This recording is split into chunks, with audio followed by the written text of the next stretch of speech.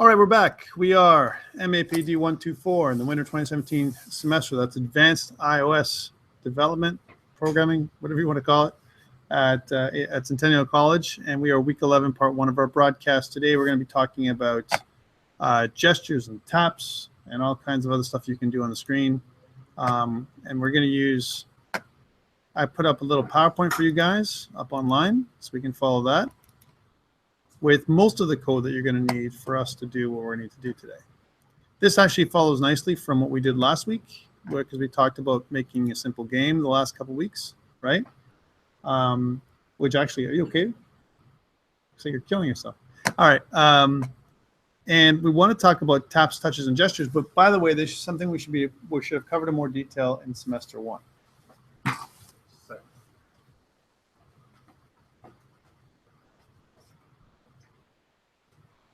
So why are we talking about it now? Because we need to talk about multi-touch, because some of your games and other applications might need some kind of custom recognizer, right? Gesture recognizer.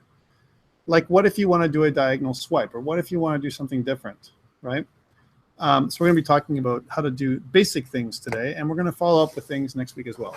Now, when you do pinching and zooming and all that kind of stuff, which you guys should have already covered to some degree last semester when you did maps. Did you guys do anything with pinching and zooming at all?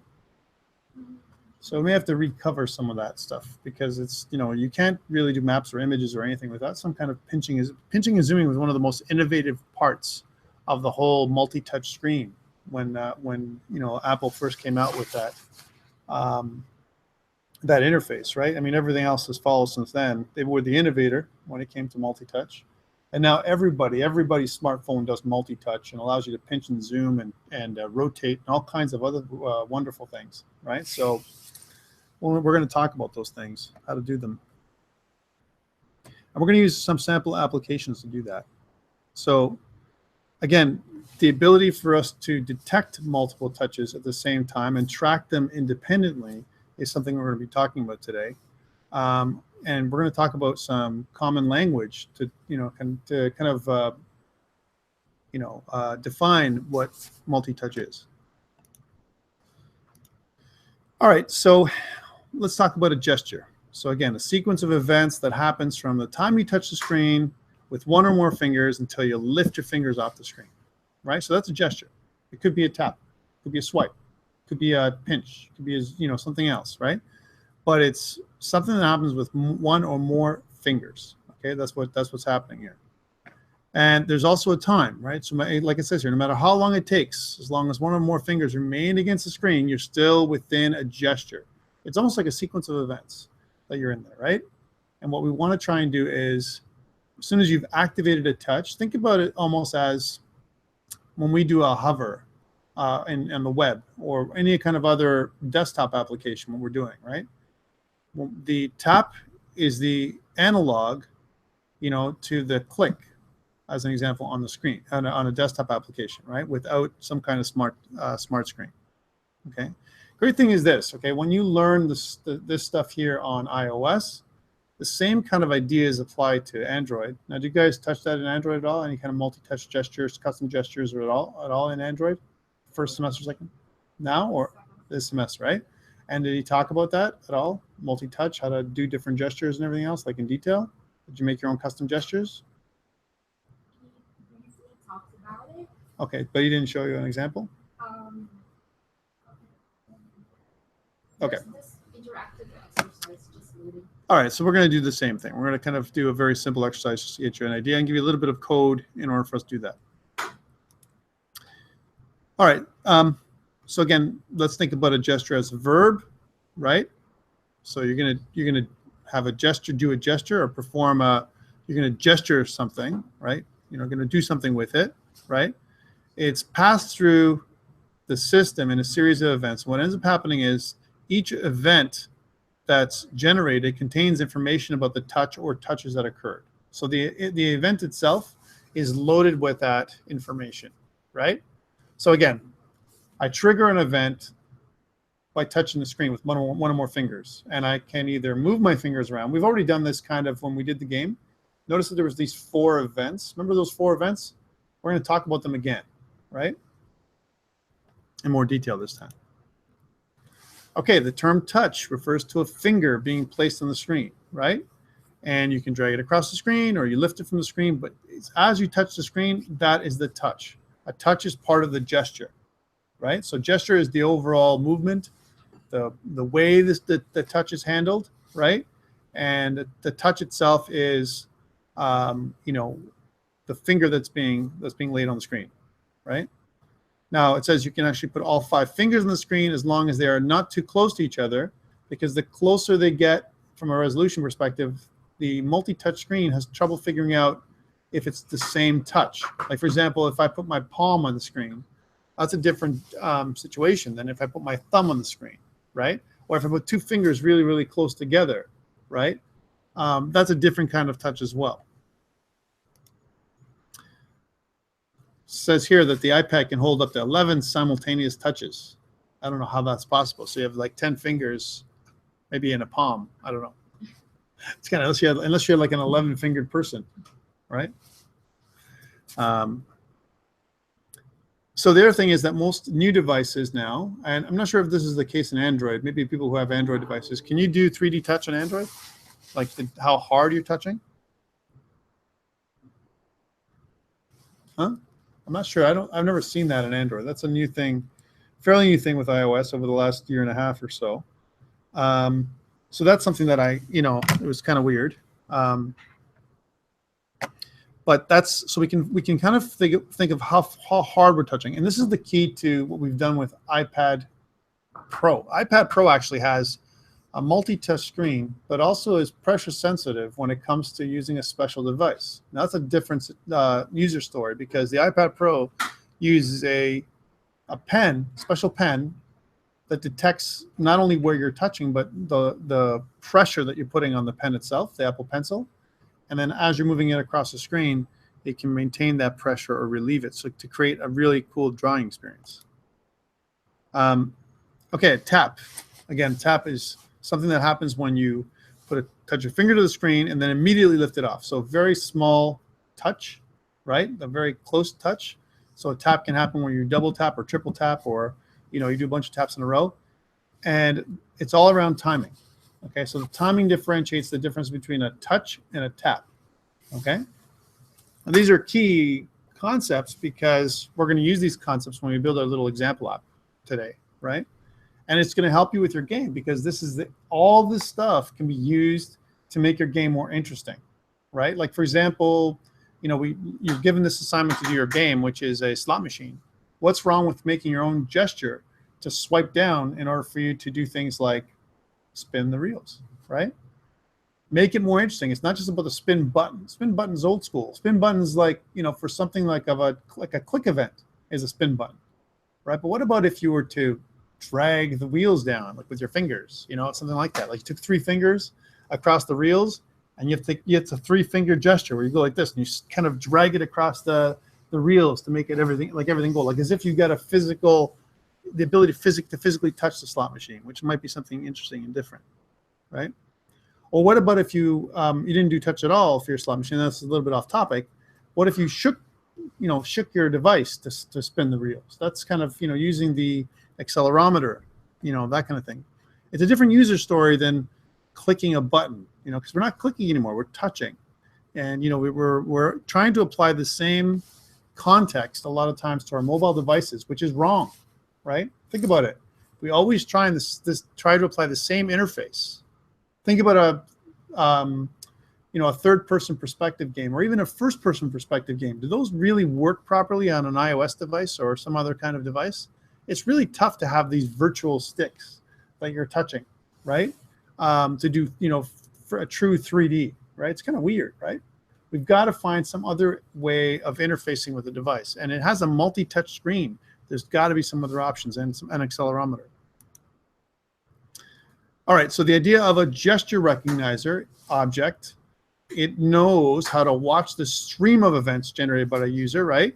And then if we touch and drag, the gesture recognizer that we can tap into, UI gesture recognizer, this class, right, and a bunch of other subclasses, allow us to wrap our gestures together and pass them along the whole recognition chain, if you will, a responder chain, right? So the responder chain itself is, let's say, for example, I have several, I'm getting tagged over here, but at the same time, I have several touches that I'm doing, or I'm doing a touch in a particular UI view, right? And I want it to be handled. Depending on how it's being handled, there's something called the responder chain that holds the touch in memory, all right? So example is if I touch a button, right? If I touch inside of a button, touch up inside, right? Then what I'm really doing is I'm waiting for the button to respond to my touch. So the button itself becomes something called the first responder, right? The item that I'm touching, right, is the item that I'm hoping is going to respond to my touch, that's responsible for taking care of that touch. But what if it doesn't respond? Well, then what happens is my touch, my gesture, goes up the food chain, right, up a level, right? So what is the UI view button being contained in, right? The actual view itself. And what is that view being contained in the window itself? And it keeps on bubbling up until, if I don't respond to it, if I don't handle my touch, it gets discarded. That's the idea of the responder chain. So I can have several touches deep, like, for example, what you're trying to do with your buttons, right? You can make several touches deep. And then up the responder chain, what happens is it's got to be somewhere up the chain, the food chain, right? The parent of the UI view that you're trying to touch. Either the UI view itself or the parent has to respond to the touch, or it gets discarded, right? That's what happens.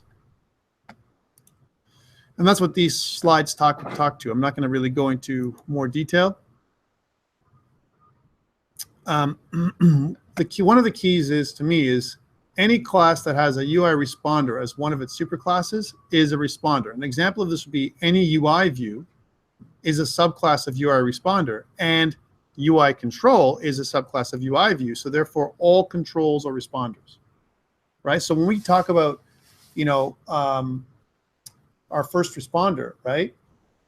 That first responder is any control that's expecting your touch. And remember, we did that whole thing with the keyboard going down, right? We clicked away from the keyboard somewhere else. And what we want to do is we want to basically, kind of relinquish control of our first responder, right? And then allow the background itself to, reduce or kind of lower the screen, right? So this idea of first responder is the control that's supposed to receive your touch. That's what it's supposed to do. So an example of that would be when you're touching your text view, because that text view has your touch already, it's actually responded to your touch. It's now responsible for all the touches going onto the screen, right? Until you touch something else on the screen, right? And then that becomes a first responder. So again, the other thing is the UI view controller itself is also a subclass of UI responders. What happens is as you go up the food chain, the responder chain, right? And you go to higher than your window, the next higher up is your UI view controller. The next higher up is the, your UI delegate, right? That delegate, right? Which to me is like the highest level. You don't want to go that high. And again, like I said, if everything is gone, then what ends up happening is your touch gets discarded or your event gets discarded. So that's how the responder chain works. Hey, did I put the same slide in there? Responder chain, new objects. Nope. Same line.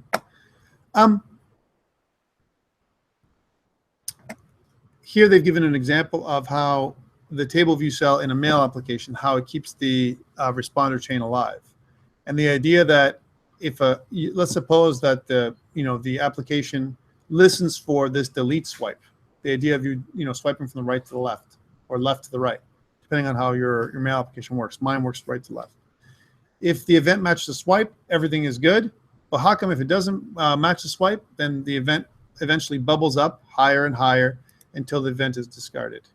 And in fact, the lower end responder, which could be some kind of UI view, could prevent an event from bubbling up to the top. Okay. So simple stuff around responding. And here's an example of that, right? So I've got a function here And let's say the function is made to respond to an event. So here's the event that's incoming, right? If this function should handle the event, this is kind of like pseudocode here, the event, then I'm going to handle the event. And then some kind of handler, an event handler.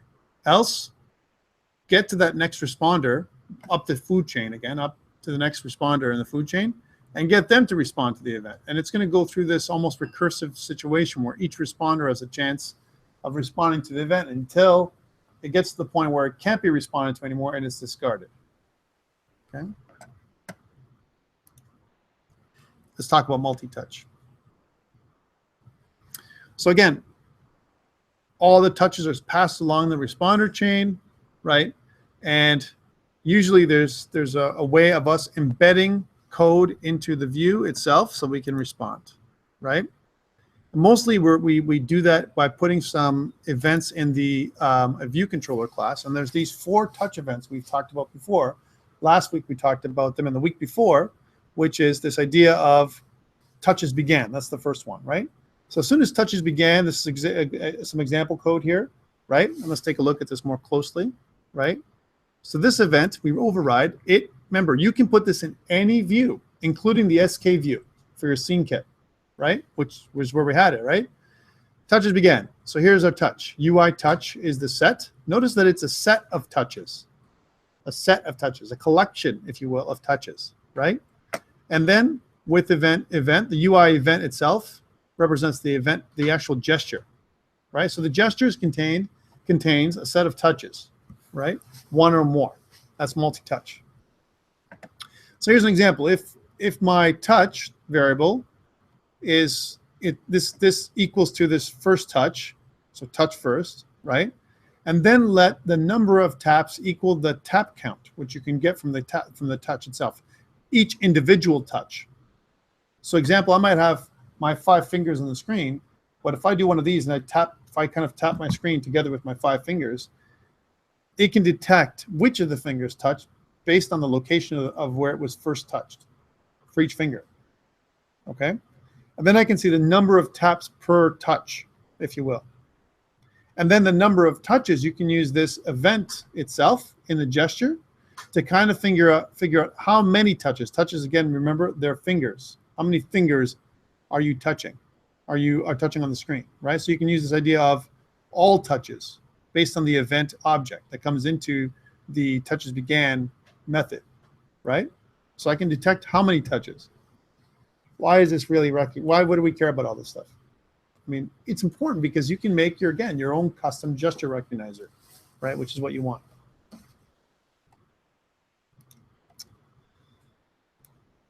Okay. And it kind of explains that here in more detail. Again, the all touches, again, we use the event object with the all touches to find out the number of fingers and the tap count.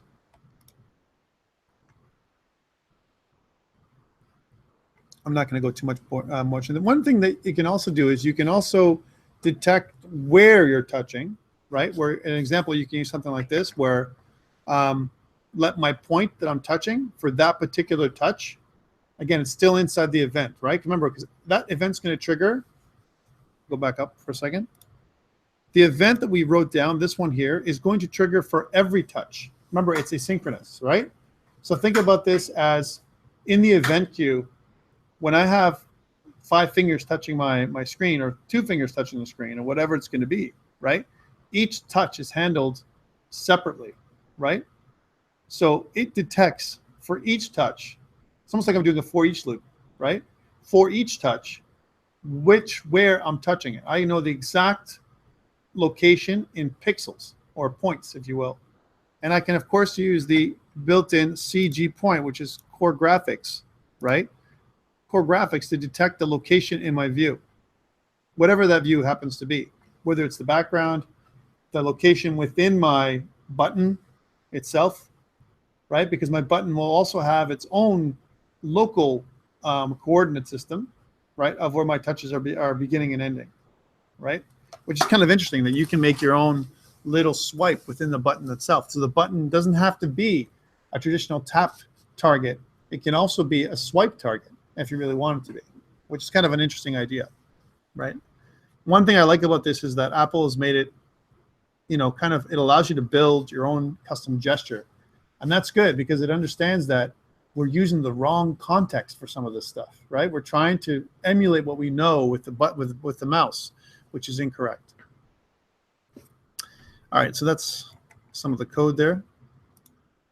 And so that was one. So the one, we talked about these 4 touches. One of them is this touches begin. The other one is touches move. So whenever we drag something around, as an example, touches moved is it keeps track of how long.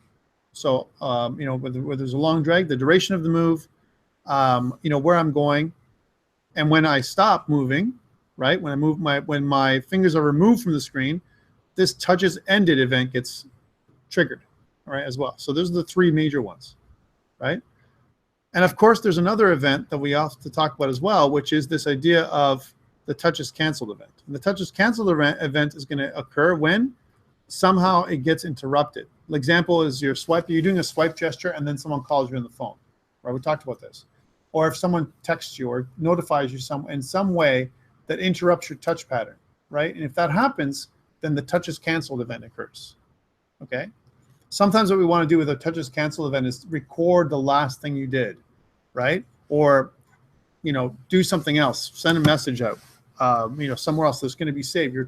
Whatever you were doing, that gesture is not going to destroy what you're doing or cancel the thing that you were doing. Like you started doing some kind of interaction with your device, and then you're halfway done, you're just about to confirm, and then you get a phone call, right? That can be really catastrophic, especially if you're making a transfer to, you know, of money from one bank to another or something crazy, right? And you're doing it with your touch, right? You want to cancel that, right? You don't want that to happen. All right, let's talk about this little application we're going to make to check this out. So what I'm going to do, and again, this is not going to be a long class in terms of demos. What I want to really do with you guys is sit down and look at your game today. So like I said, there is a lab that I put up on eCentennial, which is lab 4, which is really going to be looking at your it's a checkpoint for assignment 3, right? And what I'd like to do is give you a little bit of class time to work on assignment 3 today, right? So that way you don't, you know, I know you got a lot of other things going on. I know you've got this, you were mentioning that you have actually another release tomorrow. What is it? Which one is it? Is it beta tomorrow or alpha? Alpha release? So it's an alpha release, right? You have a release 3 too, don't you? Yes, it's the official one. Is it the final one? Yeah. So this would be your beta release tomorrow, right? So beta, you know, pretty much your application should be done in beta, right? And then, you know, you're going to come up to the point where you shouldn't have had any kind of additional code. You should have had a code freeze at some point where there's no more functionality added after this point, if I'm not wrong. Is that what he's doing? Or are you allowed to add more functionality? It's the ideal. Ideally, you should do that, but. Okay, so really this is like kind of between an alpha and a beta. I don't know what the release is, but typically the phases that I'm used to are the following. The first runnable, your first build that works somewhat, some functionality, first functionality, all right? And then after that, you have your alpha release, right? And then after your alpha release, and maybe you have a bunch of smaller builds before you get to alpha. After you get your alpha release done, right? Then you're basically patching up features until you get to beta, where you have most of your features working, right? But between alpha and beta, there's something called a code freeze, right? Where we don't add additional features, right? Now, it doesn't happen. I mean, this is weeks now. We're talking, we've compressed months worth of work or years worth of work in a space of weeks, right? So typically what you do is at some point you do a code freeze. So you don't add additional information. And so you've kind of accomplished your project, put it that way, right? And then finally you have your beta release, right? And between beta and your final release is all the tweaking and finishing touches, all that stuff that are missing from beta. But most of your functionality should be, you know, in beta. And in fact, if anything, you can have people test your code, beta testing, right? Where if you give your app to somebody else, they can test it out to see if there's any bugs. So really, at the end of the day, in beta, you're bug fixing, right? More than anything else. So really, after tomorrow, you should be just bug fixing. There shouldn't be any more features being added. Features sets are done after tomorrow, theoretically, right? Now, we are setting up week 11, and I think that's what it is. But maybe what's happened is, so when's your final release due? Is it week 13? In a couple weeks? From now, 3 weeks from now. So the final day is your final release? No. Because there's only 3 releases, and the first one is has 4 iterations. Yep. Second and third has like 3 each. So Okay, so you've done some minor iterations too in between. yeah. Okay. Yeah. All right. The big ones, I think we're just gonna update the class how we are progressing so far Okay. from previous. All right. So again, the way I look at it, guys, is I'm trying to understand everything here that's going on, but the way I see it is that you've got all these, the next release, and the next major release is tomorrow. So this would be officially beta tomorrow, equivalent, right? So then you have your final release in a couple weeks. All right, so we're going to build this little app today, and I'm going back to on topic here. And what we want to try and do is kind of detect taps and touches and everything else. So think about this. Remember I told you before? This is my sandbox. This would be my sandbox to see if I can detect touches and taps. If I'm making a larger application and I'm making my custom gestures, I'm going to do that here, right? So let's do that. So let's make a little app. And again, I'm going to, if I chose the right one, that'd be good. Here we go. Xcode. Just to make, one thing we found out, and again, Shailene, you were saying that one of the problems I had, right, was I had those dashes last time, this dash stuff because I'm using the name of the lesson. And if I put underscores, everything is beautiful. Yeah, so far it's been working. Right. So I like that. I like that fix. So next time I'll remember that. So here we go. And I'm going to choose a single page application or a page-based application, not page-based, single view application. There we go. Page-based too much. And we're just going to call this MAPD124 underscore, just for you, W2017 underscore, and then it's lesson 11. There we go. So we know that that's going to work, right? I'm going to also choose, instead of iPhone, I'm going to choose universal, right, in this case, because we can maybe use this for other things, right? Swift, next. Okay. And create. Cool. Now, just because I'm using source control for this one, I'm going to go up and do that right now. So I'm going to go to GitHub. And under Centennial, we're going to make that new location.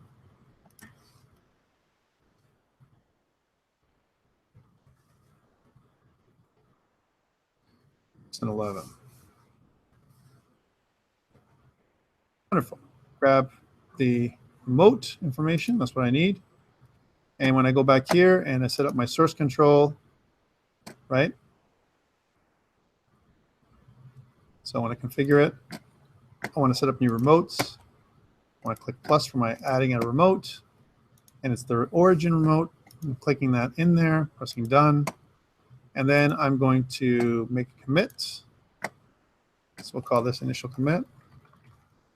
I haven't done anything yet. We're going to push the remote and commit and push, which is going to get me to sign in.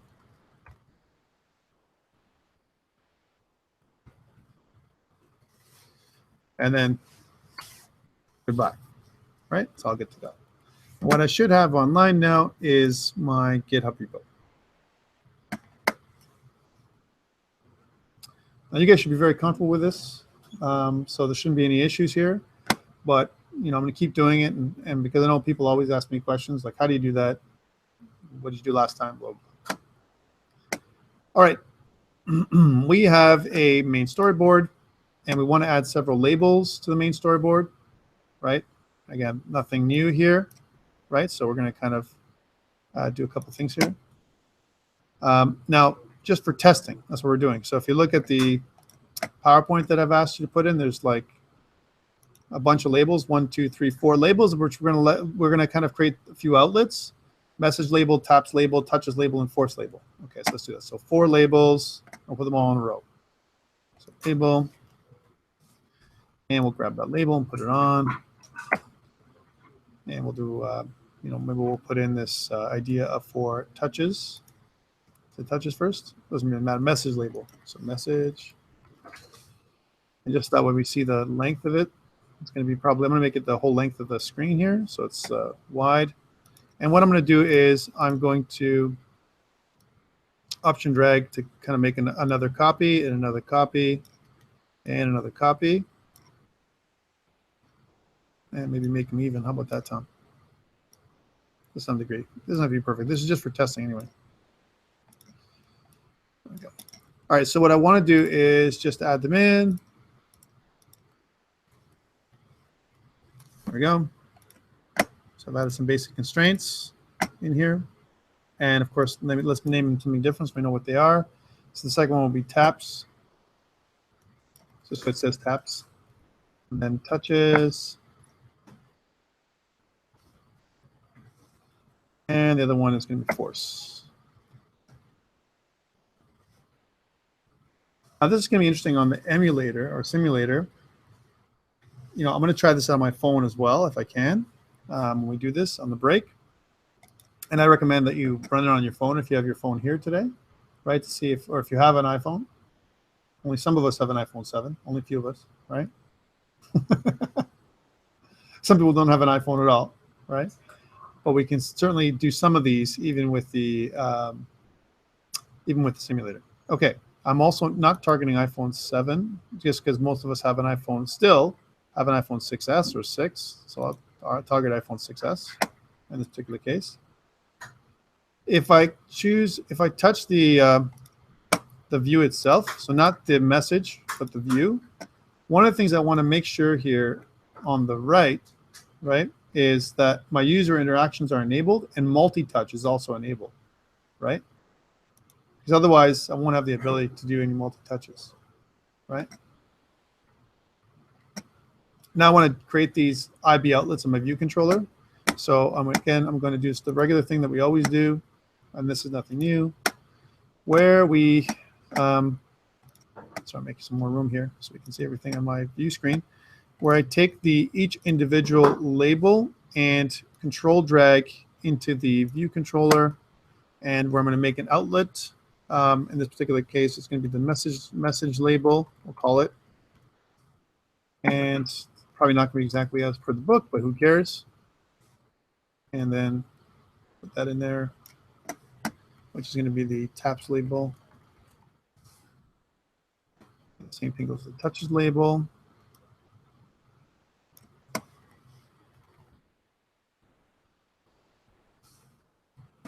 And here's the force label.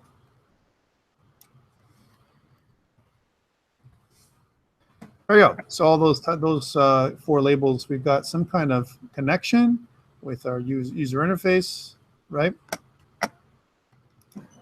And like we said, we've got to make sure that we introduce those two checkboxes are checked. Otherwise, what's going to happen is some of the methods that receive more than one touch or multiple fingers won't work. In fact, if you don't do multiple touches, you'll only ever receive one touch.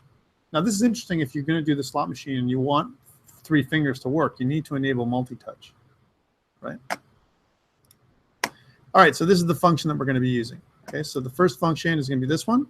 And if you notice, it says we're going to create a num taps. This is a new function we're going to call update labels from touches, right? Okay, so this is the function we can use. And I'm going to let you guys, I'm going to kind of hand bomb this right now. So let's do it together. Now, I have to warn you that this is untried code, right? I'm going to put up my hand. I'm going to put a disclaimer saying it's code from the book, right? So when we use it, you know, we're going to try and we may have to fix it, okay? Because some of the stuff in the book so far this semester, even though this book is fairly new, like November or whatever it was of 2016, still failed, right? So, you know, I mean, it's going to happen every time we update Swift. You should expect an update from Swift in June, right?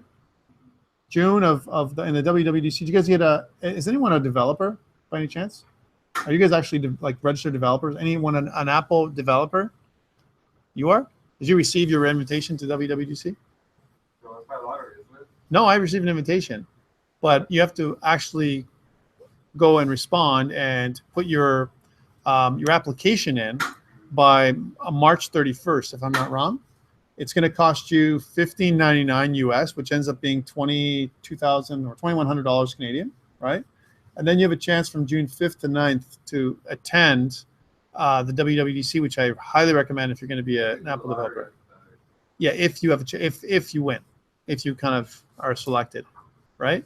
So there's nothing wrong with applying, and they won't charge your credit card if you don't get selected. And chances are you're not going to get selected because there's thousands upon thousands of people getting, applying to attend, and they don't get selected. But I'm just putting it out there. So my thinking is we're sitting in March, right, near the end of March, and then by June we're going to have another version of Swift, right? Probably Swift 3 dot something, right? And whatever that version of Swift is going to be is probably going to be some breaking changes like they always do with Swift 3. There's going to be some stuff happening, right? My guess, right? And then by September we'll have another version of Swift again because we always, kind of release more stuff, right? So every kind of release, they kind of release Swift in dribs and drabs. One of the things that we can say with Swift this time around was they introduced more Objective-C, not less, right? Believe it or not, along with Swift, which is kind of weird. They went kind of backwards with Swift 3. I'm not sure why they did that. I guess they wanted to incorporate it into the whole pattern. So going back to this, we're going to try and kind of set this up, this private function, right? But just keep in mind when we do this that some of it may not work. All right, so let's try this out. So private function, it's called update labels from touches, right? So let's do that. So I'm going to kind of close out of here. And I'm going to go over here to bring up this part. I'm going to click on my view controller here, and I'm going to put this private function underneath my, I'm going to kind of kill my did receive memory warning because I don't need that. And underneath my view did load, I'm going to put that memory function, my little private function there. So private func, and then it's update labels from touches, updates labels from touches. And it's going to be, we're going to use the underscore, which is touch, type touch, and or the type is UI touch, right? And of course, we're going to say all touches, part of it, right? Which is going to be kind of receiving a set of UI touch.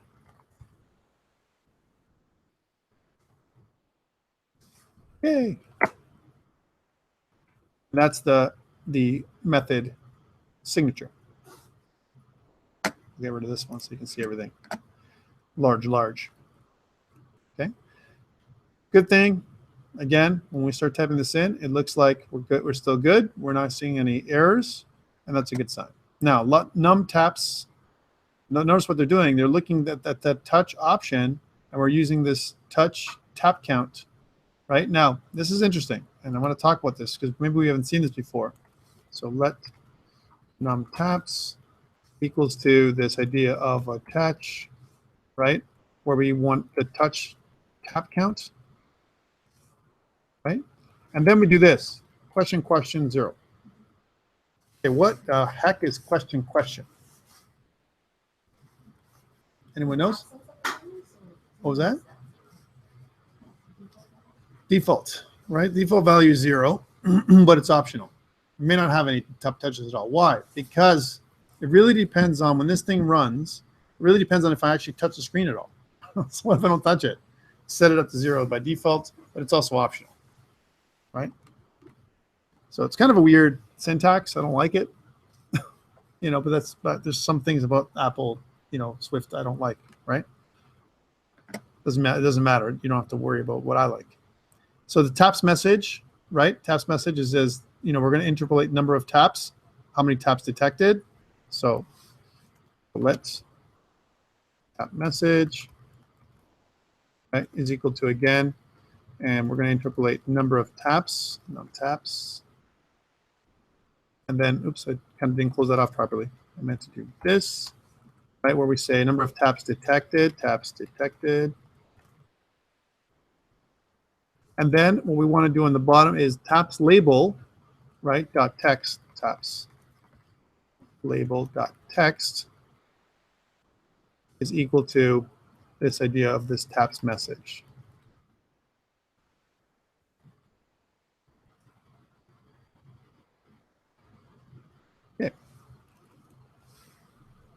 So that's this. This update labels from touches.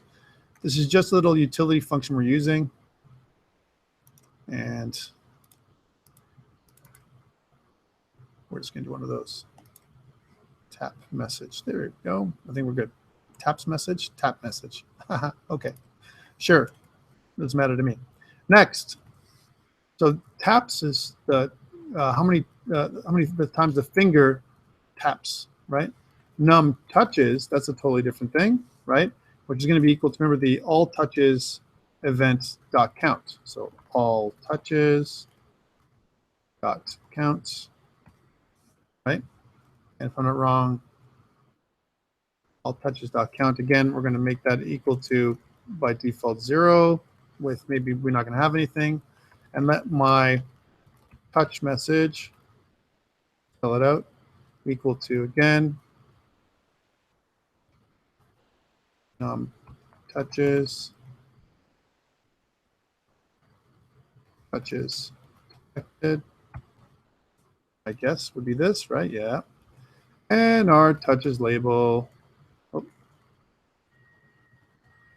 touches label dot text is equal to message, touches touch message. There we go. Okay. We'll do the same thing with, now this is interesting. This is different. If my trait collection, I've never seen that before. We'll talk about what that is in a second. And this is for force touches. Force touch capability. So force touch capability is equal to dot available, right? If that's true, then we want to only then, oops, only then do we want to leave the force label dot text, right, to be equal to the amount of force. So force, right, which is going to be a touch dot force. Yes, this is going to be interesting if it's going to work, right? Force 0. Yes, \n, which is new line. And then that's definitely a leftover from our old friend C. Max force is equal to, why would they put it all in one, man? Touch dot maximum possible force. Touch dot, I think you have to put this in. I'm going to make sure it's right. Maximum, it's not giving me any code hint. Maximum possible force, if I'm not wrong. Yep. And then is equal to 0, and close it off. Yay! Yeah, I'm going to see if that works. And then, of course, else, in case there's nothing, then we want our force label dot text to be equal to, I'm sure, something like 3D touch not available. 3D touch not available. We should probably see that because when we do our initial touches, and when we strike up our simulator, then chances are I'm expecting to see 3D touch not available on the simulator. Right? This is my take on it. All right, so that's the private function. Are we good? We got this going? So far, so good. Again, if you think about what's happening here is we have two objects incoming into this private function, right? Touch and all touches, right? That's what we've called the parameters. One of them is a UI touch object, right? Which means it's a finger, and a set of UI touches, which is just a collection, like a list of touches, if you will, that contain all the touches of my gesture. Okay, makes sense? Now, what I want to do, this seems like a lot, but actually a lot of this is automatic, right? When we do override func touch began, touches canceled, touches ended, and touches moved. Let's do that. So we'll say override. And if you notice, if I start typing func touches began, this one, right? Do the same thing for the rest of them. Oh, I'm going to kind of get the gist going. Func touches. Let's say what's the one? Which one they want? They want touches cancel next. Sure. Touches canceled. Override. Touches. I think it's ended. Ended and moved. Okay, good. Ended. And the last one. Override. Touches moved. There we go. All right, so we got all those basic things. And that's one thing I do like about at least the Xcode has, the Xcode ID has some of this stuff in it. Back in the day, when we first started Swift, had nothing. It was really bad. All right, so not too much is going on here. What we're saying is for the first one, message label.text is touches began. So that's the first part. So when this happens, is message label text is equal to touches began. And then what we do is we access our custom class, update labels from touches, and we're going to pass in touches.first, right? So update label from touches. We're going to pass in touches.first. Then we're also going to pass in a reference to our all touches event. Event all touches. I think we have to make it as a call. There we go. What's that one? Touches canceled is almost identical, except for it says touches canceled. In fact, all these are almost the same. And because it's easier to destroy than to build, or copy and paste is another way of saying, oh man, what's going on here? Let's fix that one first. Delete, fix it. So you cannot call value of non-functional set touches. I don't know if you guys got the same thing. Event, did I type it wrong? Event all touches. Yeah, see? I knew there was going to be changes. Sure, just a reference anyway. I want to grab these two things without trying any of it, of course, is the other problem. And I'm just going to copy and paste in there because they're exactly the same. And this, instead of touches, this is touches canceled. If something like that happens, which I can't see touches cancel ever happening in our case, ended, and this would be touches moved, right? All right, so cool, that's our touches.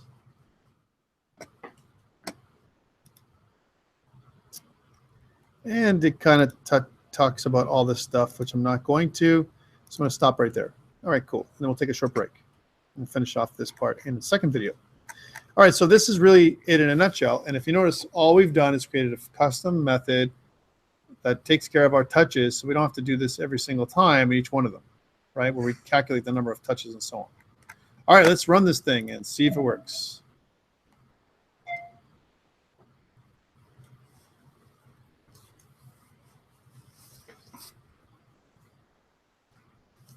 By the way, I'll update GitHub in a second for those people who want to take a look at that on the GitHub. All right, so messages, taps, touches, and force. And touches ended, 0 taps detected, 1 touch is detected, force 0. Right, so if I touch this again, I can see there's a bunch of taps. If I just do one long, I can see a touch is moved, touches ended, touches moved, touches ended, touch, right? Touch, right? So it kind of works okay, right? Double click, 2 taps. Like because they're quick taps, that works. Right? Touches moved works. But I don't see any kind of force, right? And you wouldn't, because how can my screen detect force? Although it doesn't say not detected or not supported, right? So let's see if I can touch pressure. Oh, the trackpad. Okay, let's see if I can do this. So there we go. I have a force touch trackpad. I don't know if you I have that Mac, right? That actually has 3D force. Okay, so there you go. So you can see I can add force. Looks like it goes to 6.6667 maximum. Right? And I can do a little bit at a time where I kind of don't do as max, and I can do that kind of thing. So I can click down, and the harder I press, it actually detects the pressure of me moving as much as possible. There we go. Good to go. Does yours have touch 3D touch too? No. But it's a very simple example. So again, I consider this application a sandbox, right? We're talking about touches, right? But this is follow-up to what we did last week, which is actually a really, that's why I like the chapters, how they've aligned these chapters. And maybe if I was going to do anything different, maybe I'd put this chapter before the one with the game, right? Because then we would have explained what the game touches were all about, right? But this might help you with your game, right? Because think about some kind of gestures we can make, right? All right. Let's take a short break, and when we come back, we will talk about swipes, right? And what the difference is between these ones and swipes. And I'll put this up on GitHub right now. So I'm going to go into my source control in commit, and I'll say added touches, added touches, I don't know, capability, action, something smart. And I'll push to my remote and commit and push. And before we go, I have to say one thing. We did have to make a change to the book yet again, right? Stuff in the book did not work, right? Nothing to do with her. It's not the author of the book. It's truly changes made, minor changes made, Swift, from the time the book was published to now.